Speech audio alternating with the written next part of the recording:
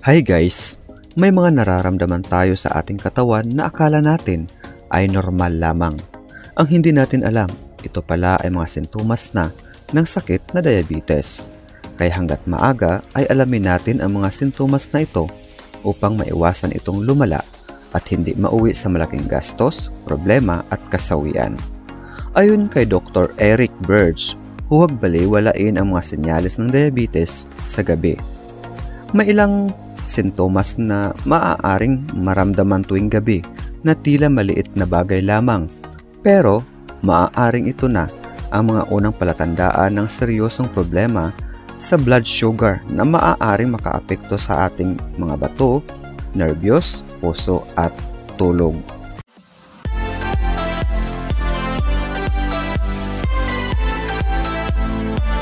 Narito ang 15 senyales na dapat bantayan at kung ano ang ibig sabihin ng mga ito para sa ating kalusugan. Una, madalas na pag-ihi sa gabi or nocturia. Mataas na blood sugar ang nagiging sanhi ng paglabas ng labis na glucose sa ihi na humihila rin ng tubig palabas ng katawan. Nagdudulot ito ng dehydration, pagkagising sa gabi at maagang pagkapagod. Ang dehydration na ito ay nauuwi sa isa pang karaniwang sintomas. Number 2, matinding uhaw sa gabi. Ang labis na pag-ihi ay nauuwi sa dehydration na nagpapalala ng uhaw. Hindi sapat ang simpleng pag-inom ng tubig dahil nawawala rin ang mahahalagang mineral tulad ng potassium at magnesium. Ang kakulangan na ito ay nakakaapekto na rin sa ating mga kalamnan. Number 3, restless legs syndrome. Ang kakulangan sa vitamin B1 at magnesium ay nagpapahina sa pagdaloy ng oxygen sa mga kalamnan, kaya nagkakaroon ng tensyon at lactic acid buildup. Resulta nito ay pagkabalisa sa gabi at pagkaantala sa tulog. Number 4, pangangalay, panggigit-gil o pamamanhid sa paa or tinatawag peripheral neuropathy. Ang mataas na blood sugar ay unti-unting sumisira sa mga peripheral nerves, madalas sa paa nagsisimula. Kapag gabi at humihina ang sirkulasyon, maaaring maranasan ang pagkasunog, panggigit-gil o pamamanhid, lalo na kapag nakahiga. Maagang senyales ito ng diabetic nerve damage. Number 5, pananakit o pagsikip ng paa o binti or cramps ang tawag. Ang kakulangan sa magnesium, karaniwan sa may mataas na blood sugar, ay nagdudulot ng calcium buildup sa muscle cells na siyang sanhi ng masakit na cramps, lalo na sa binti o paa.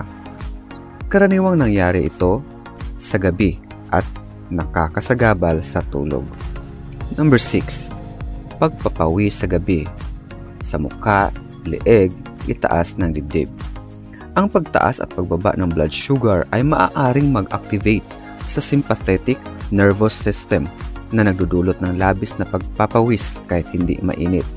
Number 7, sleep apnea. Konektado ang insulin resistance sa sleep apnea, kung saan ang daanan ng hangin ay bumabara habang natutulog. Nauuwi ito sa mahinang kalidad ng tulog at kakulangan sa oxygen. Number 8, bigla ang pagkagising dahil sa mababang blood sugar.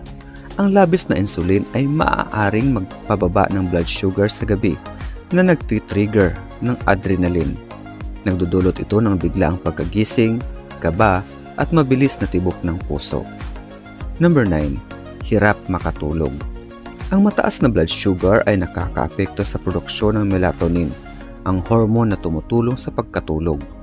Isa itong madalas na hindi napapansing sanhi ng insomnia. Number 10, gastric reflux or GERD sa gabi. Ang imbalancing blood sugar ay maaaring humina ang valve sa pagitan ng tiyan at esophagus, kaya umaakyat ang acid lalo na kapag nakahiga. Number 11, malinaw o nakakagambalang panaginip. Ang kakulangan sa vitamin B1 na karaniwan sa mataas ang carb intake ay nakakaapekto sa brain signals at sanhi ng masyadong malinaw o nakakabagabag na panaginip. Number 12, mataas na presyon ng dugo sa gabi. Normal na bumababa ang blood pressure sa gabi, Pero sa may diabetes, kadalasang hindi ito bumababa. Tinatawag itong non-dipping. Delikado ito para sa puso sa pangmatagalang panahon.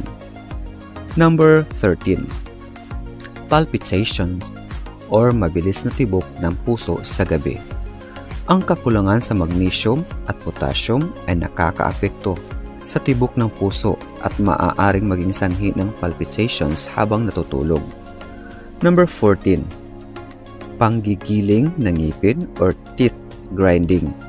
Ang stress mula sa blood sugar imbalance ay maaaring mag-activate ng nervous system at magdulot ng hindi sinasadyang panggigiling ng ngipin habang natutulog. Number 15. Sakit ng ulo pagkagising. Dahil sa dehydration, electrolyte imbalance at hindi normal na blood sugar, pwedeng makaranas ng matinding sakit ng ulo pagkagising. So, ano ang dapat gawin? Ang mga sintomas na ito ay posibleng senyales ng issue sa blood sugar na maaari pang maiwasan o maibalik sa normal sa pamamagitan ng tamang pagkain at pamumuhay.